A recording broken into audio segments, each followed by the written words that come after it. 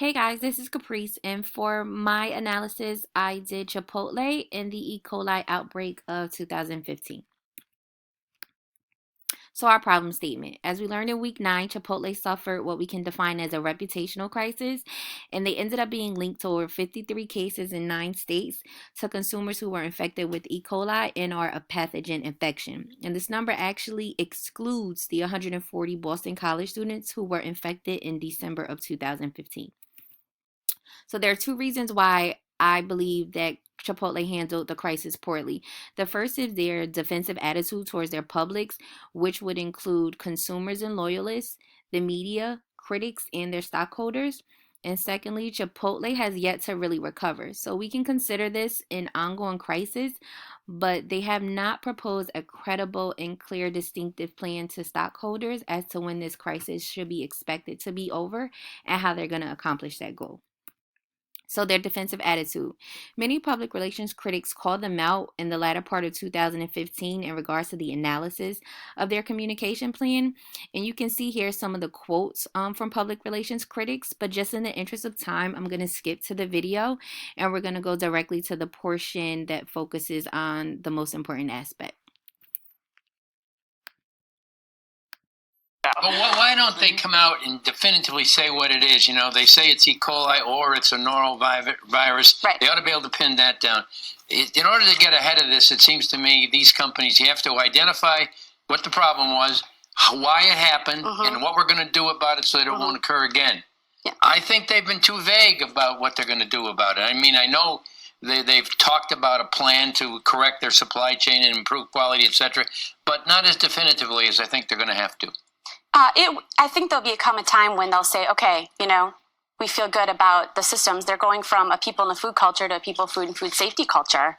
And that's really, they're changing the procedures, but they haven't been able to find out where it came from at this point. But isn't that a valid criticism that Larry brings up? I mean, here a former CEO basically saying that these folks who are running Chipotle haven't been out in front of this issue enough and have given investors a real sense that they know exactly what's going on. So I think that they're purposeful and So that analysis was a perfect example of some of the major keys that Chipotle was missing out in regards to their crisis communication plan. So one of the most effective publics of this crisis were their consumers and their loyalists, and many patrons liked the idea of Chipotle because it offered healthy fresh food options. But by the end of 2015, both regular patrons and loyalists could no longer say that the food was safe to eat, let alone healthy. And it resulted in many of those customers finding alternatives. So just to give you guys an example of a customer experience, this is a story of Chris Collins of Portland, who was a weekly Chipotle eater, and he fell ill in October of 2015. Collins wasn't actually diagnosed until a week later, and he actually thought he was dying of liver cancer in regards to the symptoms he reported to his doctor. And he was quoted as saying, "I trusted they were providing me with food with integrity," which of course we all know is Chipotle's motto. And he essentially said that he fell for their branding. And I think what consumers found most frustrating with Chipotle in response to the crisis was that they were blaming outside sources. Many locations in both the Portland and Seattle area that closed temporarily put signs on their doors claiming that the closings were due to equipment failures and issues with their supply chain rather than taking blame for the E. coli outbreak. And one store in Portland was reportedly posting signage that said, "Don't panic, orders should be restored in the universe very near." Now, as a consumer who actually thinks you're dying of liver cancer, to get such a snarky or a smug response from Chipotle is the last thing you want to hear. And I think it turned a lot of consumers off. So these are just some major headlines from both the Collins interview and some media outbreaks. And I think what really brings it home is where Collins was quoted as saying, "The reality of it is there was waste of my food, something I can never be able to tell unless I got sick. For me, it doesn't seem to make sense to take that risk again." So if you use that as far as like a broad spectrum, you can understand the average Chipotle customer who just thinks going to Chipotle isn't worth the risk. So Chipotle's response to the criticism was actually pretty good considering it was very detailed and very straightforward. Their spokesperson, Chris Arnold, sent out a published email saying that the company had taken swift and decisive action to limit the spread of the virus. They apologized to those who had been affected. They worked diligently with health officials to investigate. They have been extremely transparent, which was actually kind of debatable, but they did retain national renowned food experts, and they did share details of an enhanced food safety plan. And then he actually proposed a number of marketing strategies that they were going to use in order to restore the trust of the public. But what you don't know is that the email actually started with this. I think it's very easy to armchair quarterback these things and say companies should have done this or could have done that. So in Chris Arnold's response, the first thing he addresses is the critics or analysts that didn't have very nice things to say about their response, when his main focus should have been the consumers, the stockholders. So that was definitely an error on his part, because reading the email, once you read this, you don't want to continue on and hear their proposed plan anymore. So what goes up must come down and back again. We learned this semester that a crisis life cycle doesn't necessarily have to be linear. And then in regards to Chipotle, this is actually ongoing. So this is like a perfect example. And just to give you a brief synopsis of that, it really has to do with their large level of success so fast. So they were founded in 93 and they were always on the fast track to success, never really suffering any setbacks. And in the early part of 2014, Forbes had actually ranked them as number 24 as being one of the most innovative companies. During the crisis of 2015, their shares dropped initially 24%. And that's when Chipotle officials started to take the crisis pretty seriously, because they realized that they were in for a dreadful fourth quarter in regards to earlier year predictions. And now moving forward into 2016, Chipotle has been able to recover somewhat.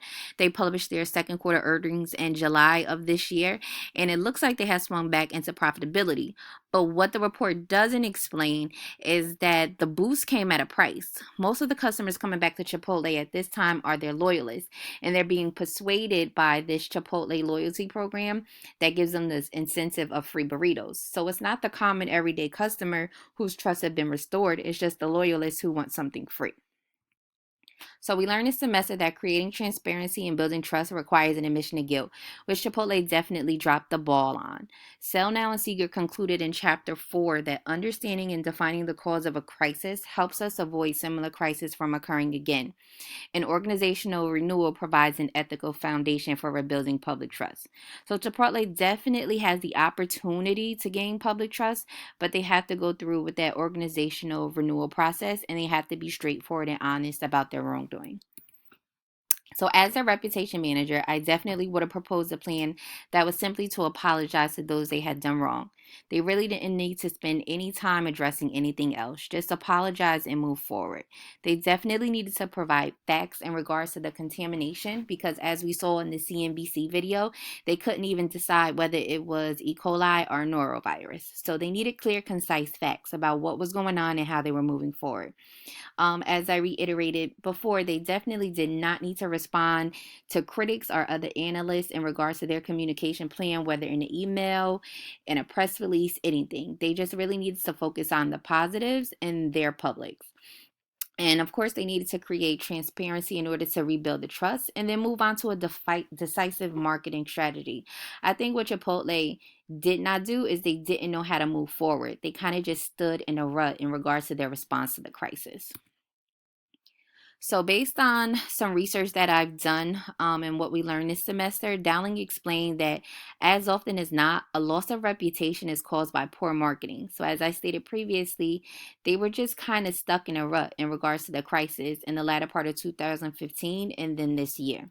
So based on the research that I've done, it looks like they have a pretty consistent presence across social networks, and it looks like they're really in touch with millennials. So based on that, I definitely would have proposed a social media marketing campaign, and I would have introduced what I called the bowl versus burrito challenge. I'm a really big proponent of real-time marketing.